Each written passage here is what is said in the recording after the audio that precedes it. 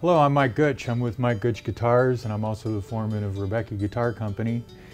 And what we're doing here is kicking off a series of how-to videos. In this episode, we're going to be focusing on an antique Italian bowlback mandolin. It was made in 1911 by Giuseppe Puglisi and Sons, I believe is how you pronounce it. So my client brought this to me, and he is a mandolin player, but this is his first.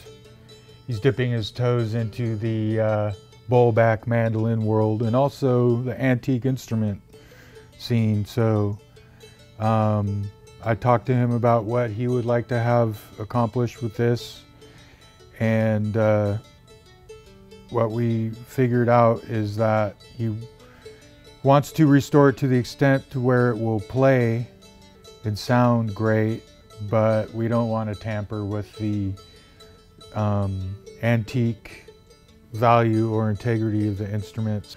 Repairing these little shrinkage cracks in this rosewood.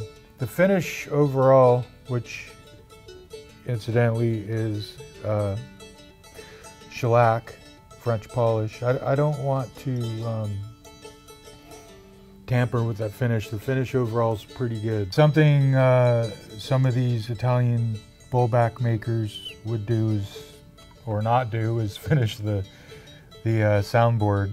So I am going to give it a good cleaning before I attack this crack in the soundboard. There's no bracing back here. The bracing starts right up here, and that's pretty much where the crack terminates. Even though the bridge is movable, I don't want to have to park it back here or something if I can help it. So I'm hoping that I can get the intonation to improve. I put new strings on it. Also, I'm going to do some fret work. There's been quite a bit of shrinkage of the neck over the years, so I'm going to take these fret ends down. These are old bar frets, by the way, they're not T frets. I'm going to give it a really good cleaning. There's a few screw holes I need to repair, some stripped screw holes. Another thing I'm going to do is replace a couple of these mother of pearl inlays. There's this rope binding around here. This scratch plate or pick guard is inlaid into the top. Interesting feature that they used to do, probably still do.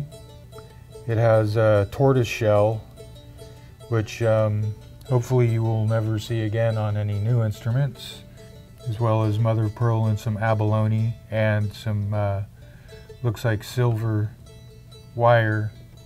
These tuning pegs are bone, some sort of ox. I find this label very interesting. This instrument was made in 1911, and in 1909, Giuseppe's son, Michelangelo, took over the company, and rather than relabeling M. Puglisi, he retained his dad's label and put his name up above it.